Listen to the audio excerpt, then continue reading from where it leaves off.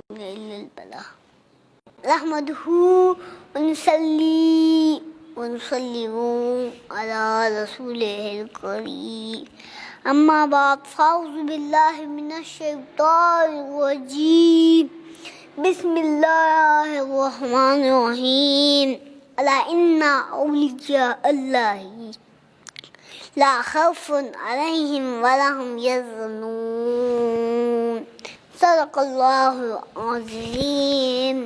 آج میں جس موضوع کو لے کر آپ کے سامنے بولنے کی ہمت کر رہا ہوں وہ ہے شان اولیاء، انداز بیاں۔ اگرچہ بہت شوق نہیں، شاید کہ تیرے دل میں اتر جائے میری بات۔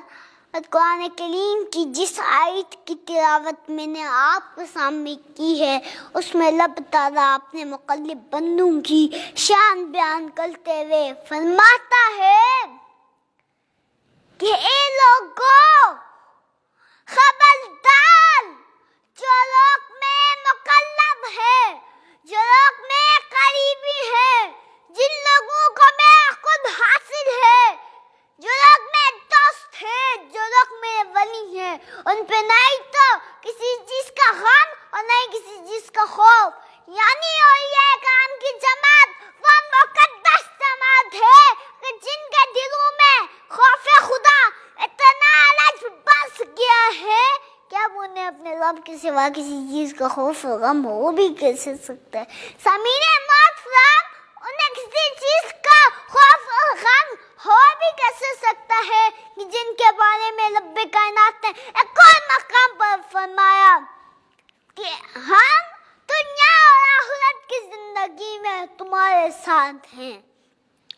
ہم دنیا اور آخرت کی زندگی میں تمہارے ساتھ ہیں، ہم تمہارے ساتھ ہیں۔ ذرا سوچئے، اولیاء اللہ اتنی بڑی طاقت کے مالک ہو، اتنی عظمت اور جلالت والے ہو، اتنے قرب والے ہو، اتنے شرف والے ہو، اتنے تقوی والے ہو، تو نے اپنے رب کے سوا کسی چیز کا خوف غم ہو بھی کیسے سکتا ہے کہ جن کے بارے میں علامہ اقبال نے فرمایا کہ نہ تخت و تاج نہ لشکر اور سپاہ میں ہے، جب بات مرد کلندر کی بارگاہ میں ہے۔ جس سلسلے کے بزرگوں سے ہمارا تعلق، ان کی تو بات ہی کچھ اور ہے۔ خواجہ باقی باللہ سے کسی مرید نے پوچھا حضور بندہ تو فانی ہوتا ہے، پھر باقی باللہ کا کیا معنی ہے؟ تو آپ نے فرمایا یہ سوال اس سے پوچھ لینا جو میرا جنازہ پڑھانے آئے گا۔ تو جب آپ کا وصال ہوا تو ایک نقاب پوش آگے بڑھا، اس نے جنازہ پڑھایا۔ جب وہ جنازہ پڑھا کے جانے لگا تو مرید بھی صف میں کھڑا تھا۔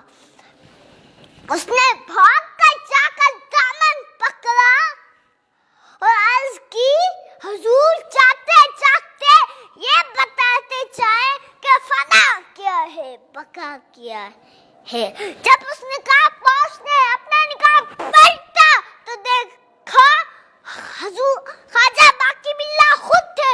تو اس نے حیران ہو کے پوچھا حضور یہ کیا؟ تو آپ نے فرمایا یہ جو لیٹا ہے وہ فنا ہے، یہ جو پڑھا کے جا رہا ہے یہ بقا ہے۔ احباب ذی وقار، اولیاء کرام کو بارگاہ خداوندی میں کس قدر قرب حاصل ہے اس کے بارے میں آقا کا ارشاد سنیے۔ آقا فرماتے ہیں کہ رب تعالیٰ فرماتا ہے جب کوئی شخص کثرت نوافل سے میرا قرب حاصل کر لیتا ہے تو میں اس کے کان بن جاتا ہوں جس سے وہ سنتا ہے، میں اس کی آنکھیں بن جاتا ہوں جس سے وہ دیکھتا ہے، میں اس کے ہاتھ بن جاتا ہوں جس سے وہ پکڑتا ہے۔ جب میں مقلب بندہ تم سے بے شمار عطا فرماتا ہوں. تو ذرا سوچئے اللہ کے مقلب بندوں کو اپنے رب سے اتنی قربت حاصل ہو جاتی ہے کہ کان اس کے ہوتے ہیں، سماعت خدا کی ہوتی ہے، بس آنکھیں اس کی ہوتی ہیں، بصارت خدا کی ہوتی ہے، ہاتھ اس کے ہوتے ہیں، طاقت خدا کی ہوتی ہے. اسی لیے تو کہتے ہیں لویا اگ نہ لگ کے اگ ہوئے پھر کیوں نہ بندے وچ لب ہوئے، پھر کیوں نہ بندے وچ رب ہوئے.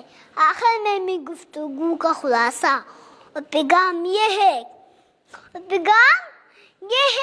کہ اللہ کا فرمان کونوا مع صادقین پر عمل کرتے ہوئے کسی اللہ کے ولی سے دوستی کر لو، کسی درویش کا دامن تھام دو، کسی حق پاس کے قدموں سے لپٹ جاؤ، کسی اللہ کے ولی سے دوستی کر لو تاکہ تمہارا ایمان، عمال اور تقوی کی حفاظت ہو جائے، تاکہ تمہارے ایمان، عمال اور تقوی کی حفاظت ہو جائے، تقوی کی حفاظت ہو جائے. اللہ تعالیٰ سے ہمیں دعا ہے کہ وہ ہمیں اولیاء کرام کی اطاعت اور فرما برداری کی توفیق عطا فرمائے.